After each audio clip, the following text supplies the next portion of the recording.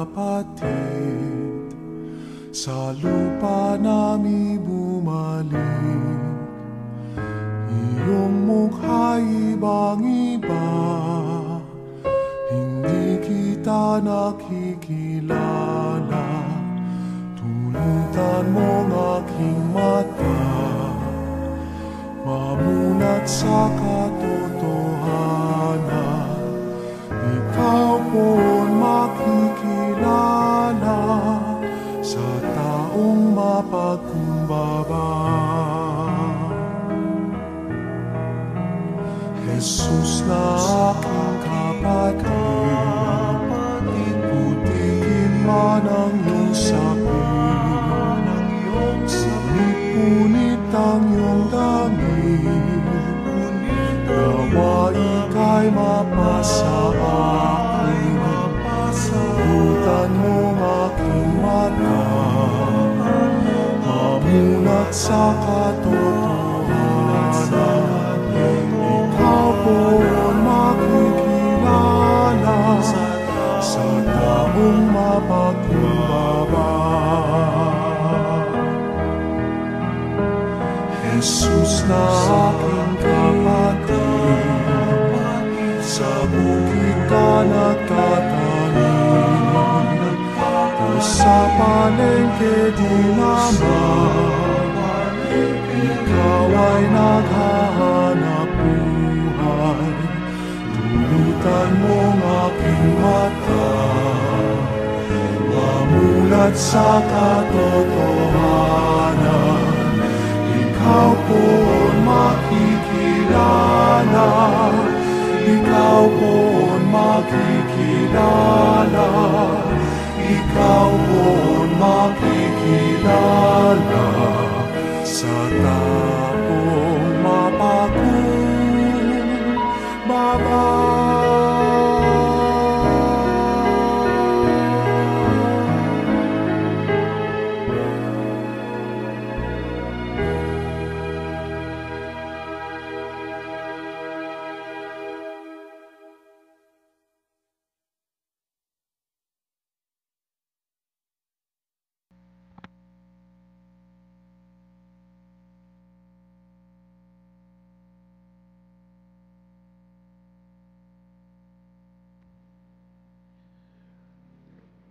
Pagpapala, biyaya na nagmumula sa ating Diyos amang makapangyarihan at sa ating Panginoon Jesucristo ang sumainyo ngayon at magpakailanman.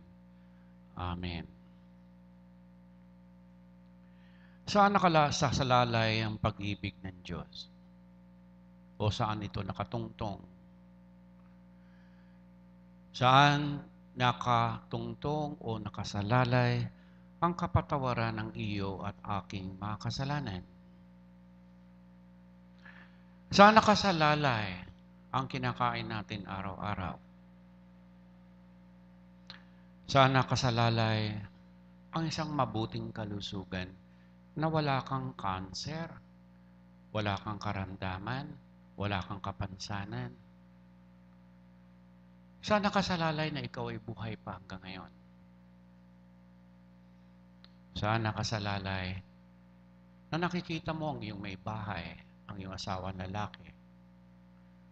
Nakikita mo si tatay at si nanay? Saan nakasalalay na meron tayong kagalakan na makita ang ating mga apo?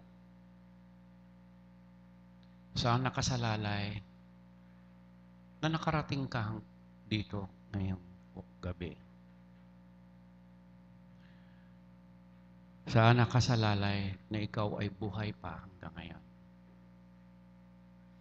Pag nasagot natin yon, mga minamahal, tayo ng pinakamaligaya sa lahat.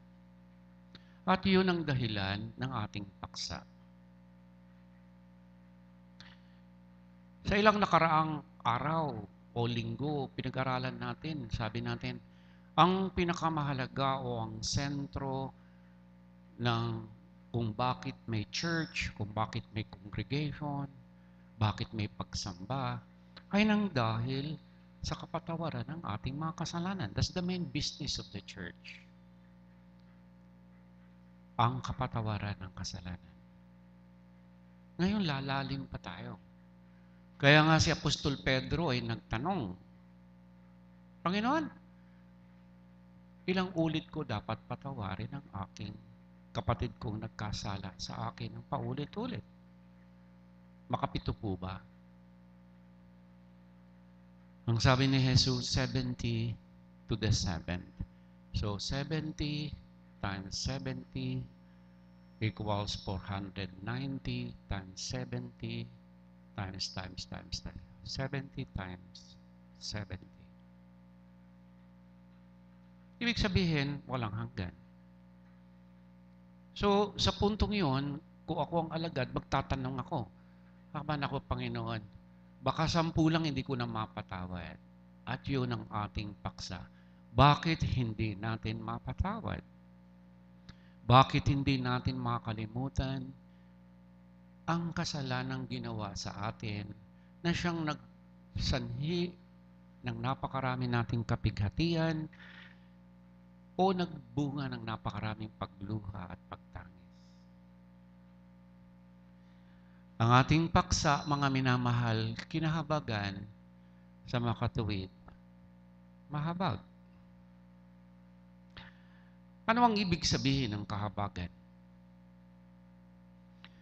Ang ibig sabihin ng salitang mahabagin o merciful, ito po yung attitude o pag-uugali ng pag-ibig at pusong mapagpatawad sa taong ang kalagayan ay lubhang kaaba-aba dahil sa kasalanang kanyang ginawa.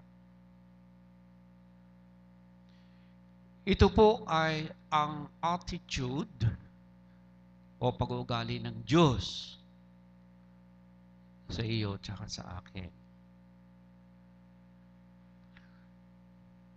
Pag-isipan natin mabuti, yung mga tanong ko kanina, dito nakatungtong.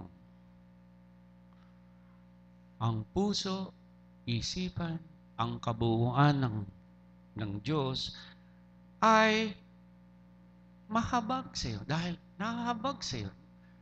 Pero yung habag na yon ay hindi nakasalalay sa hindi natin nakilala kung ano ang ating mga kasalanan. Yung Diyos natin na, okay, sige, kakalimutan ko ng kasalanan ninyo. Hindi ganon. Ito yung tinatawag nating cheap grace o mumurahing uri ng pagpapatawad o kagandahang loob ng Diyos. Hindi ginagawa ng Diyos yon. Ang kasalanan ng bawat isa sa atin, hindi niya nakakalimutan.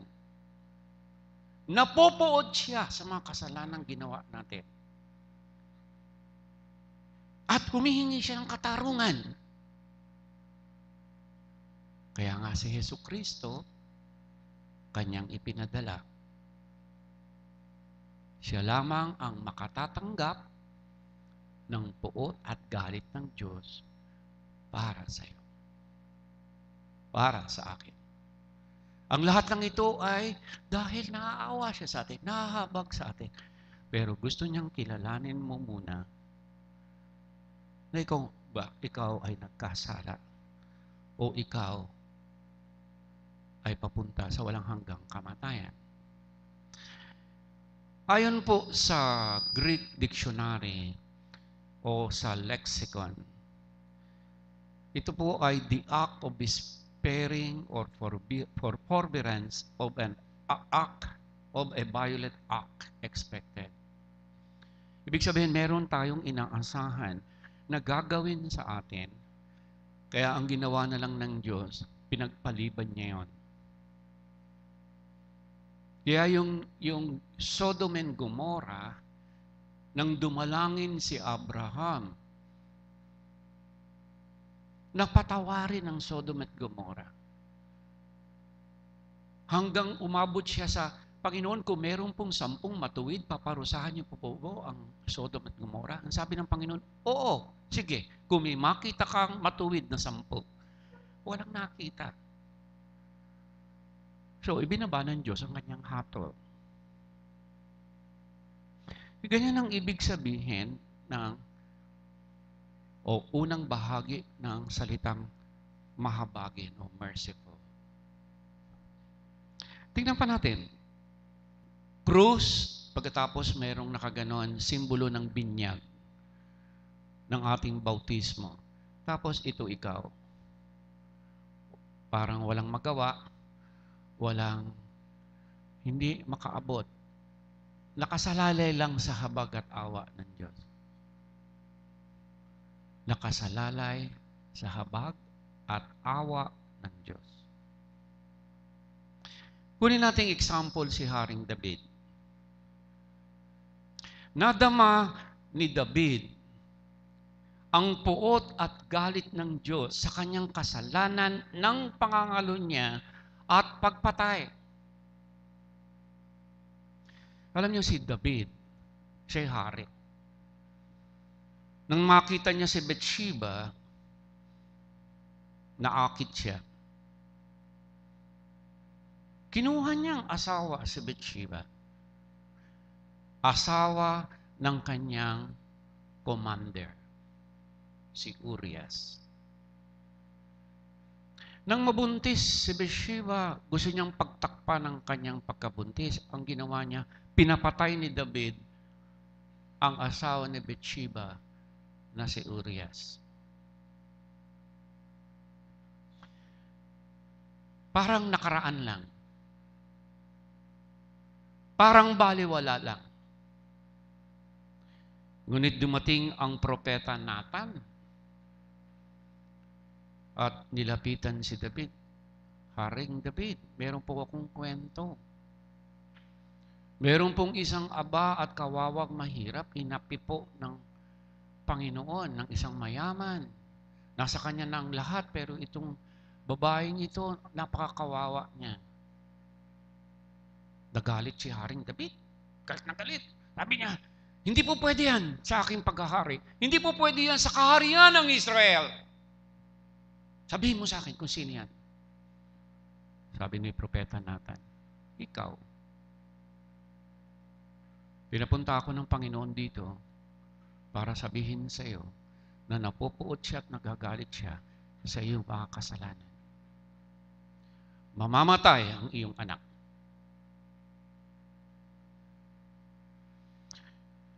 Napaluhod si David. Nanginginig si David sa takot. Ano ang kailangan ni David? Makalusot siya sa puot at galit ng Diyos. Na mahabag ang Diyos sa kanya. Mga minamahal, ito ang ating katayuan sa harapan ng Diyos. Sa araw-araw ng ating buhay. Sana nakasalalay ang iyong buhay sa Diyos. Pero nagkakasala tayo sa araw-araw. Kailangan patayin ka niya sapagkat napupuot siya sa kasalanan. Pero nandito tayong lahat ngayong gabi. Bakit? Sapagkat nahabag ang Diyos sa ating lahat. Ganyan din si David. Ang pagpunta doon ni Propeta Nathan ay tanda ng kahabagan ng Diyos sa kanya. Dapat makilala ni David ang kanyang kasalanan at ang ibubunga ng kasalanan sa kanyang buhay. Mga minamahal, sa pagkilala sa hatol ng kamatayan at pagdurusa sa ginawang kasalanan, kinilala na kailangan ang habag. At ang isa sa pinakamagandang salmo na ating ginagamit paminsan-minsan sa ating confession o sa ating pagmumpisal. Ako'y kaawaan o mahal kong Diyos. Sa ngayon sa iyong kagandahang loob, mga kasalanan ko iyong pawiin, ayon din sa iyong pag-ibig sa akin. Huwag mong alisin, Panginoon, ang iyong banal na Espiritu sa akin. Kung hindi, baguhin mo ang Espiritu sa akin. Mga minamahal, ang awit 51, 1-4, actually the whole verse, the whole text ng buong kabanatang 51 ay ang sigaw at daing ng paghingi ng habag ni David sa kanyang kasalanan ng pangangalo niya at pagpatay. Hindi pinalagpas ng Diyos. Kasama pa po dyan ang awit 32. Kaya kung ang damdamin mo, napakabigat ng iyong damdamin dahil sa kakulangan at kahinaan ng kasalanan, makiisa tayo kay David sa paghingi ng habag at awa sa pagbigkas ng awit 32 at awit 51. Hindi lamang si David ang may ganyang karanasan. Kung hindi si Apostol Pablo, na sa kanyang pagiging pinakamakasalanan, kinakailangan niya ay ang kahabagan ng Diyos. Ano yung kasalanan ni Pablo na dating Saul? Pinapatay niya si Esteban. Pinakulong niyang maraming Kristiyano. Pinapasok niya ang bahay, kinakadena niya, pinahihila niya yan, at inilalagay niya sa kulungan. Yan si Pablo. Wala siyang pakialam sa mga mananampalataya ni Kristo. Naawa, nahabag ang Diyos sa kanya. Tinawag siya, nabulag siya. At simula noon, ipinakita ng Diyos ang idinulot na kasalanan sa kanyang buhay. At dati-dati maharlik ang pamumuhay, dati-dati lahat ng kailangan niya ay naroon. Tinawag siya ng Diyos na maging apostol sa mga hentil. At dinanas niya ang lahat ng uri ng pagdurusa. At napagtagumpayan niya lamang yon ng dahil sa kahabagan ng Diyos. Kaya ang wika ni Apostol Pablo kay Timoteo, ako ang pinakamasama ay kinahabagan. Para ano? Upang ipakita ni Kristo Jesus ang kanyang di masukat na pag-ibig sa akin. Tigil po tayo sandali doon. Sa makatuwid, mga minamahal, yung kahabagan ng Diyos sa pamamagitan ni Jesucristo, nakita niya o pinakita sa kanyang ipinako sa krus na matay inilibing para sa kanyang mga kasalanan, ay ang di masukat ng pag-ibig sa kanya. Na nakatayo at nakasalalay sa kahabagan ng Diyos. Para ano? Para maging halimbawa sa mga sasampalataya at bibigyan ng buhay na walang hanggan.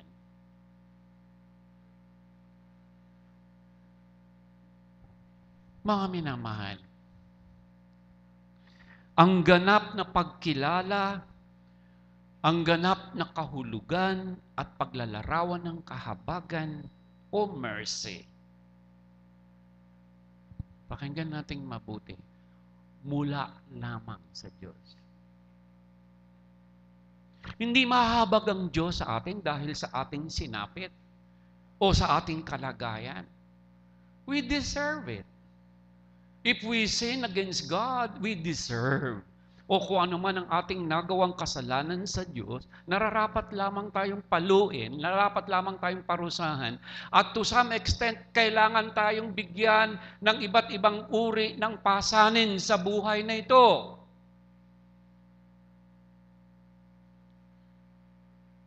Kailangan maunawaan natin at maintindihan na ang buhay na ito ay nakasalalay lamang sa habag at awa ng Diyos.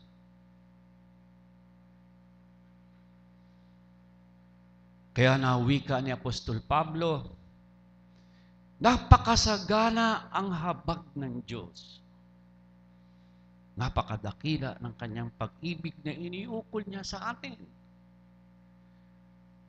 Tayo'y binuhay niya kay Kristo kahit nung tayo'y mga patay pa dahil sa ating pagsuway. So paggising mo sa umaga, Panginoon, salamat po, naawa ka sa akin, ha? At bago tayo matulog, salamat, Panginoon, sa maghapon, ha?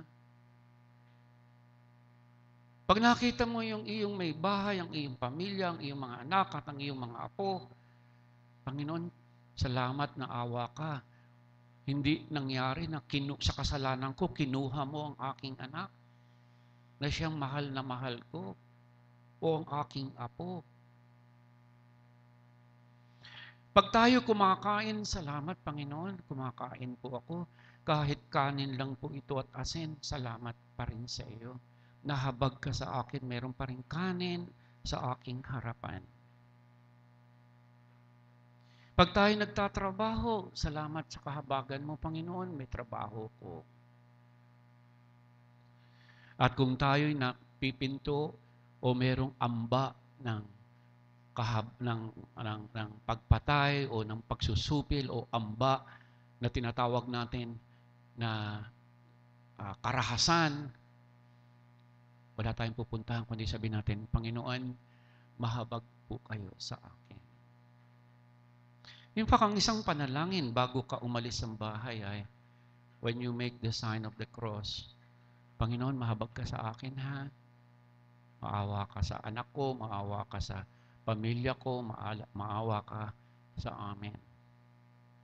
At pagkatapos kapag ka nakaraos, salamat Panginoon, nahabag ka sa akin, ha? Salamat Panginoon, naiisip pa rin kita. Salamat Panginoon, nakakapagsimba pa ako. At salamat, naiintindihan ko ngayon na mas malalim na ikaw ang Diyos na pinagmumulan ng buhay, ng aking kalusugan, ng mga minamahal ko sa buhay. Salamat po sa iyong kahabagan. O mga minamahal, mula sa kahabagan ay ang kapatawaran ng ating mga kasalanan. Kaya ang ikalawang persona ng Diyos na ipinako sa krus na matay at tinilibing ay nang dahil sa kahabagan sa iyo at sa akin at sa lahat ng makasalanan.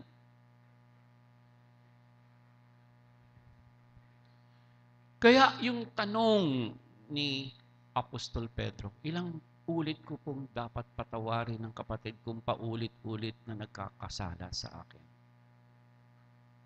Kalahin mong tanongin ni Pedro yung kay Jesus, na hindi niya makita yung kabuuan na si Jesucristo ay nandoon, ang Kristong naging tao nang dahil sa paulit-ulit na kasalanan ng sangkatauhan. Kaya minabuti ng ating Panginoong ipaliwanag ang Ebanghelyo sa pamagitan ng isang talinhaga. Sa ating Ebanghelyo ay binigyan niya ng hugis ang kahulugan ng kahabagan at kapatawaran ng kasalanan. Isang alipin na may utang ng 10 milyon. Para makabayad ang alipin, ang sabi ng hari o Panginoon, ipagbibili ko ang iyong pamilya, ipagbibili ko ang iyong asawa, ipagbibili ko ang iyong anak, ipagbibili ko ang lahat ng iyong ari-arian, at ikaw ay magiging alipin ko. Hanggang makabayad ka. Si Jesus bilang isang mabuting guro, pinapakita niya at ipinapadama kay Pedro, pinapadama sa atin ngayon. Gaano ba kalaki ang utang natin sa Diyos? Gaano? Nang makita ng alipin ang ibinunga ng kasalanan ng di pagbabayad ng utang, nagmakaawa ang alipin at humingi ng habag. Napakahalagang aral nang hindi makabayad, nang hindi tayo makabayad sa pagtubos ng ating mga kasalanan. Itong alipin, abay nakita niya yung kapwa niya alipin. May utang lang 500 sa kanya. Aka may sinakal? Ay, bayad ka ng utang mo. Utang ka ng utang, hindi ka naman makabayad. Pinakulong. Sa 500, siya na pinatawad ng 10 milyon. Nagdamdam ang mga kapwa niya alipin, sinumbong sa hari. Sinumbong sa Panginoon. Pinatawag. Ano pinagagawa mo? Pinautang kita pinatawad kita 10 milyon. 500 di mo pinatawad. Sinamsam lahat ang kanyang asawa, anak, lahat ng kanya. At siya ay ipinakulong. Mga minamahal, nagmakaawa, pinatawad ang utang. Kung gayon ang aliping kinahabagan, nararapat magpatawad. Ilang ulit ka nagkasala sa Diyos, ilang ulit ka niyang pinatawad, ilang ulit na paulit-ulit na kasalanan, buhay pa rin tayo sapagkat nahahabag ang Diyos sa atin. At ngayon, yung ating kaanak, ating kapatid, di natin mapatawad. Marahil binalikan ni Jesus si Pedro. Pedro, ilang beses kitang dapat patawarin? Ilan ngayon? Kuha mo na. Tiyak sinabi ni Apostol Pedro, opo, Panginoon. Katulad ng pagpapatawad mo sa akin ng walang hanggan, dapat din ako magpatawad ng walang hanggan. Kinahabagan mo ko sa araw-araw ng aking buhay. Dapat din ako mahabag sa aking kapwa. Sa habag at awa, mga minamahal, tayo din pinatawad ng Panginoon. Ang wika ni Apostol Pablo muli kay Titus, natamo natin ito hindi dahil sa ating mabubuting gawa, kundi sa kanyang habag sa atin.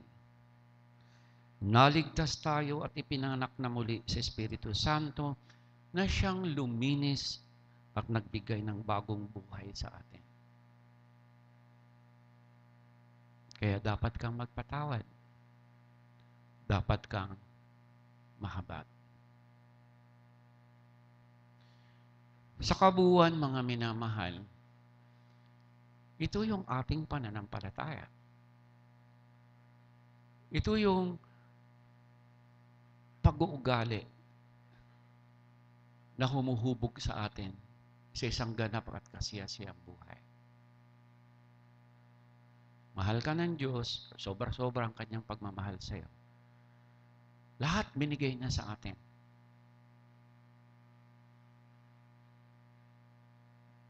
Hindi siya naghihingi ng sukli.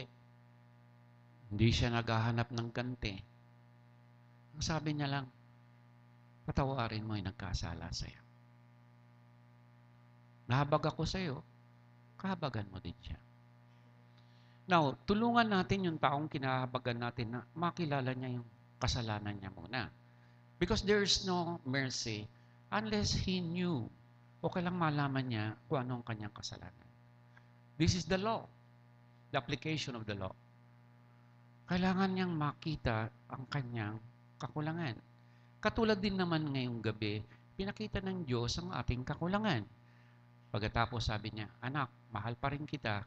Ngayon naintindihan mo, inaasahan ko na iba na ang iyong ugali, iba na ang iyong pananaw at pag-iisip. Amen? Tumayo tayong lahat at tayo magpasalamat sa Panginoon.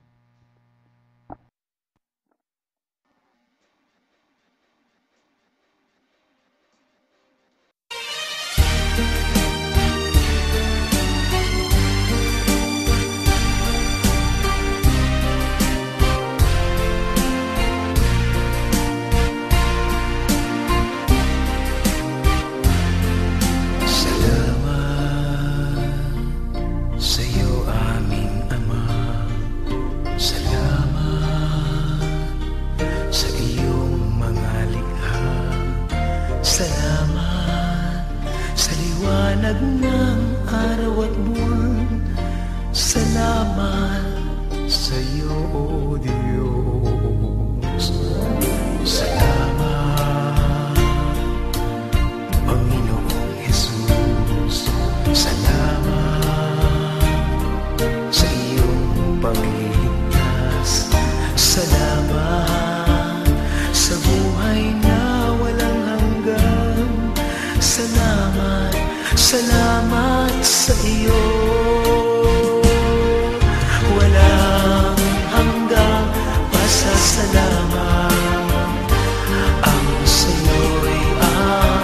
sasambitin.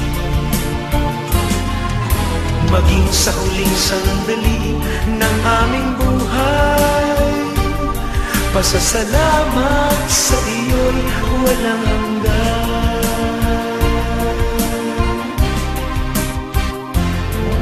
Salamat,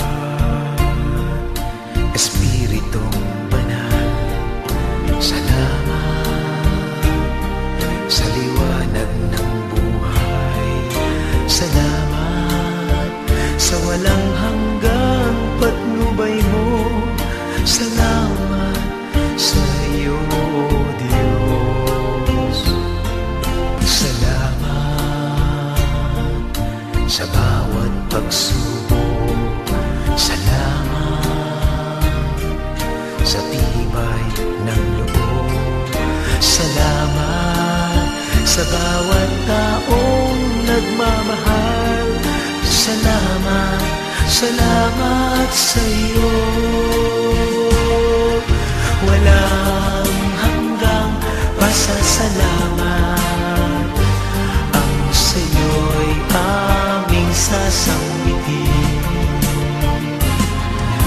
Maging sa huling sandali ng aming buhay, pasasalamat sa iyo'y walang hanggan. Walang hanggang pasasalamat ang sa'yo'y aming sasambitin. Maging sa huling sandali ng aming buhay, pasasalamat sa iyo, pasasalamat sa iyo, pasasalamat sa iyo'y wala